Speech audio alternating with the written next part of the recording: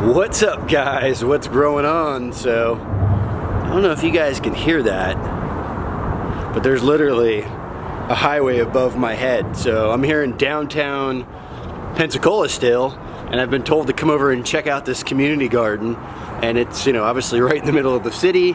This highway right here exits the city. Very urban area, to say the least, and kind of diverse. I'm seeing all types of neat gourds, bananas, fruit trees, pumpkins. I'm actually getting ready to get a tour here. Elizabeth, my guide, will be here any moment. My name's Elizabeth Eubanks, and I'm the lead gardener at From the Ground Up Community Garden. Cool. How long's this place been here? Well, I think it's been here about 6 years. It started with the city managing it, and then Innisfree Hotels took it over. Innisfree Hotels is based out of Gulf Breeze, and we are part of their subsidiary, which is the Hive, and that's their corporate social responsibility program. So they fund us, Dixon School for the Arts, Independence for the Blind, several things. They're very involved and very supportive of what we're doing here. Nice. What I say about the garden is that we are number one community. That is what we want to do first, is practice community. Second is practicing organic gardening. We are not an organic garden. I have lots of students come in because I'm an educator, and sadly the wasps and the ants are a bit of an issue, so we're not registered organic, but everything else we do is practice that way. Third, I would say arts, music, everything else, and then fourth is definitely community. Fifth is community. That's what we're really about, is community. So reconnecting people with food out here, huh? Food and art and music and each other, and I love it. And just being in the dirt, whether you like to eat it or not is fine. And then if you like to eat it and you don't want to be in the dirt, we have CSA. Yeah. And this is 110. Wow. So yeah, it's city property. Score. They just let you guys garden this out? They did. They started it, and I think they had a few issues. So when Innisfree came in, we've been doing great. We did have to put a fence around it. But it's really just because of our equipment. And then people were harvesting, but they didn't know how to harvest, so they would take like the whole lettuce or the whole kale. So we don't mind sharing at all, but we just kind of want to do it in more of a Show them how to contained do way. it properly. Yeah, absolutely. And definitely an educational garden. I forgot that too. Definitely educational. How often do you guys do events out here? The music events, so we have like 4, 5, 6 during the fall, and then the same thing like starting in February. But we did a 100,000 Poetry for Change and had a poetry event. Somebody just contacted me. This is places like Trail Magic. I can't say any more than that. If you're a hiker, you know what I mean. It's like you kind of step on something and then people just bring you things. So some guy contacted me and said that he would like to fund the movie Look and See by Wendell Berry. Hadn't heard of it, hadn't heard of him. He's an activist, sustainability poet out of Virginia. So Schmlitz, something like that, Consulting is totally taking care of that. We're partnering with UWF. So we're gonna have a film out here on the 16th. Cool. Yeah, so we partnering with Foo Foo Fest, which is going on right now, and the Frank Brown Songwriters Festival, and we'll have a songwriter here on the 11th of November, and then the film is going to be on the 16th, and then we'll kind of shut down on the events like that for the season. But like I have school groups all the time, so Tuesday one is coming. I had one yesterday. I also work at the Dixon School of the Arts helping them with their garden, so it's very cool. Yeah, lots of community and education and people. Nice. Yeah. I'm excited to see this thing. Show us around, please. Sure. So we have about 22 fruit trees on the property. Some of them were planted before I got here, and some of them I bought, and some of them were donated by Rick Wells, who's a newly upcoming permaculturist. This cow, for instance, Gracie, somebody just came by one day, a guy named Ken Mitchell, and said, "Hey, I have this cow, would you like her?" And my neighbor across the street built us a little library. Wow. So gardening books, art books. Inside we try to use mushroom compost, primarily. Is that what's hiding under here? It is. Cool. It's kind of registered as an organic, and that Renee Perry with East Hill Edible Gardens kind of really recommended this, so we've been using it, and that looks like some black gold as well. You're selling it from here for the community too? We are. Wow, so, nice. Yeah, to add to the community, and we're trying to sustain ourselves. Little added funds to keep the garden. Is that turmeric? Turmeric. Okay, nice. Seminole squash, I'm still keeping around. Art, my husband's bottle tree, he's got a couple of them in here. So we just kind of let people do whatever. Very artsy, I love it. Yeah, yep. Loofah over there, trying artichokes this year. Roselle's been a huge thing. That's been a good crop, huh? Yeah, yep. Looks like you guys did really good with peppers too, huh? Those are the poblanos. Wow. I'm keep holding off to see if they'll get really, really big, but yeah, we're doing great with those. I guess the kids made this, or did you make this? Actually, that one is mine. That's yours? Wow, I was gonna say that kid did a good job. Gastropod. I'm a science teacher, Okay. so yeah. Record is under there. Nice. But yeah, the kids have done a bunch of What is this, asparagus? That is asparagus. Okay, nice. I see some more roselle and lemongrass over there. Seminole squash, onions, the 4 o'clocks are just, they just come in, you know. Wow, look at all these gourds over here. Oh my gourd. What are you guys doing with these things? Well, they're on their way out, but I just think they're beautiful, actually. But when they're about this big, they're good. They're great to eat on the grill. Wow. So they go in our CSA boxes, or volunteers take them home. But these, actually, a bunch of kids took some home yesterday because they love them. They just think they're. Are they just playing with them? They actually, yeah, and then they want to get the seeds and plant them. And I don't dare tell them that one seed will take over the whole garden. Yeah, this can get pretty serious. Look at the size of that thing. Yeah. So we have herbs, sage, chocolate mint, regular mint, rapini down there. What's all this good stuff I see on the path? The mulch? Is that tree mulch? It is tree mulch. And that's Adam, and I think it's like green olive, green branch. He donates to us. Again, it's trail magic. So he has a tree cutting business, and he just dumps all of his mulch over there, and I get to use it. So you're saving him money from going to the dump? Saving him money, yes, Wow. absolutely. And he's helping us, and same thing with the Lamar signs. They donate them as well. The old billboard signs, yeah, Yep. that's great. And they're all under there. You can see we're really trying to use them to keep the weeds down. You guys are trying to get these weeds in check, huh? Yeah. So these are our tomato plants. They're watered from the feet down. So our little watering systems are there. Everything else is watered from the top. So I'm kind of looking at potentially building, I was going to try to keep them protected with just these cloths, but I had students do them, and it's not their fault. They were just a little bit short and they blew out. So then I had the organic gardeners come in, and George Shelton, the president, was like, why don't you just greenhouse the whole thing? Then I could have tomatoes all year. So I'm You trying got to yourself play a little with cold that in tunnel my coming head. in, huh? Yeah, Wow. just see what I don't know, see what we can maybe do. I don't know. But it's an idea, it's a thought. I'd have to TP it, I guess. What zone are you in here, do you know? 9A. It's a 9A, okay. Monarchs, one of our customers, our CSA customers, is into monarchs. And so she's brought a bunch of milkweed, and we have a chrysalis right up there. Do you see it? Oh my gosh. So super, super cool. Because all that milkweed is way over there. And they've literally, the caterpillar crawled and picked this place right here. Wow. Malabar spinach is doing well, huh? Yep. We have Malabar, we have peas coming in. Lots and lots of jalapenos, dahlias, I love, because you can eat the tubers. Well, here's your giant milkweed bed, huh? Yeah, we Wow. just kind of cleaned this out and moved our sorrel. So this is pretty much the only bed in the garden that you can't eat from, Okay. aside from the ground, obviously. Yes. So the city supplies the water too? They do. Cool. We appreciate the city. Yes. Yeah. We moved the sorrel over here. Some basil. Yep, basil and an abundance of cilantro. Is this the Thai? This is Thai Holy? or cinnamon or holy. Yeah, it's holy. Holy basil, yeah. Oh, so this is your little stage for the event? It is, yeah. Nice. This is our stage. It was teeny tiny. You can see the little brown space over there. That was actually over there. And then the people at Innisfree said, oh, if we build the stage and it works, we'll get a bigger one. So this, again, more trail magic. This was an Eagle Scout, Evan Smith. This was his project. And we were talking about just doubling that little stage. And then his dad and everybody, we all kind of got in on it. And we wound up with this ginormous thing, and I just had wanted 10 benches in the beginning in a little stage, and then he wound up making the 10 benches on top of the little stage. And then my husband makes the sign, and then he cuts fence down. And He made another tree over there He too? made another tree. We also have more trail magic. We have a beekeeper that's a volunteer.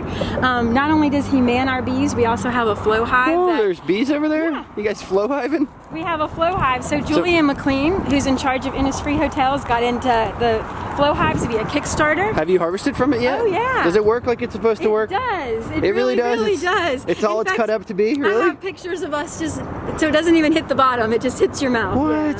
Yeah. Yep. This is the flow hive right It here? is, yeah. Whoa, we gotta have to check this out. I know, they're really going. I was gonna say they look mad right now, right? Well, they don't look too, I mean, it's not overcast, but let's see if I can. What do you open that little tap? Well, we can open the window, but this,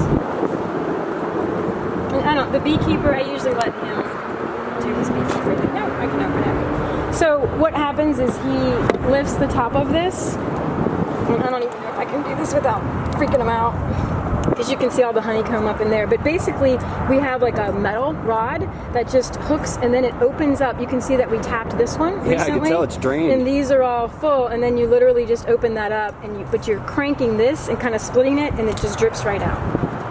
I have video on Facebook. Cool. Yeah. From the Ground Up Community Garden Facebook page, it's got our green and white logo. And I post there every day that I'm working and for the week. So on Sunday evenings or Monday mornings, you'll see my weekly schedule. And then every day I post when I'm going to be in the garden, just because you never know, things might happen, and I don't want people to come out if I'm not here and try to work without me being here. So I post that, and then I post when school groups are here.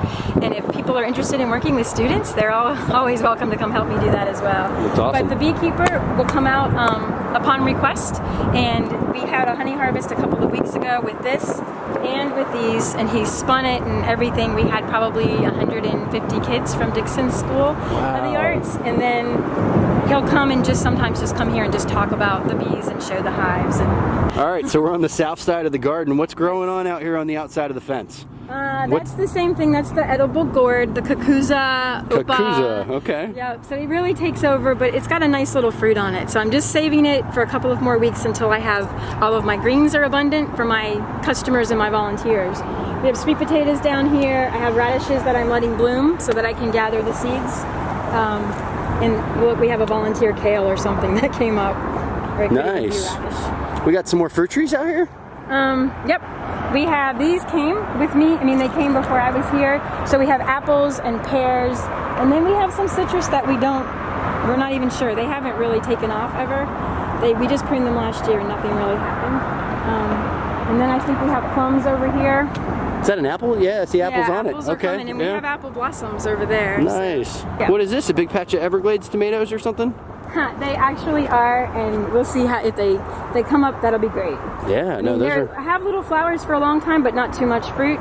And so then this bed is just, all these beds are kind of more of my greens, although I do have greens in the other beds as well. But we have mustards and cabbage, carrots, turnips, all kinds of kales. I got some cotton in the corner, but I'm late on that. And then in between here, so when people come in, like I just had a bunch of girls plant onions, and so we'll continue planting all through here, carrots and radishes and roots and things like that. Nice. Yeah. So how does it work out here with the community involvement? Like, how do they get a bed? How do they get into the garden? They don't get a bed. They don't get a bed. They really come when I'm here, or Andrew. But typically when I'm here, and then they'll come and they'll say, I want to be here for a couple of hours. They sign a waiver, and then I'll give them a few options. Or a lot of people just say, I don't care, just tell me what to do.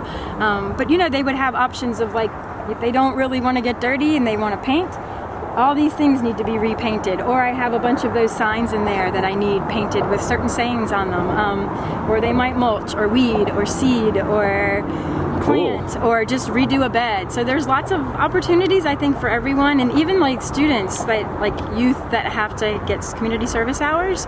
I feel like I could always find something for them to do. Even at home, I have tons of long beans that just need to be shelled. That would easily take an hour or two. So I'm open to like anything. So basically, they come out here, they put the time in, and they reap the harvest. Exactly. Okay. Yep. Just checking with me first. That's all. That's it. Yeah. Yeah. And you're here almost every day now, huh? I'm here Tuesday through Fridays, and then I'll pop in, you know, and if somebody really wants to come, if a group wants to come, more than 4 or 5 people, I'll definitely come on the weekends if I'm in town. Just meet them over here. Okay. Tuesday through Friday. Tuesday, Friday mornings, Wednesday, Thursday evenings. Cool.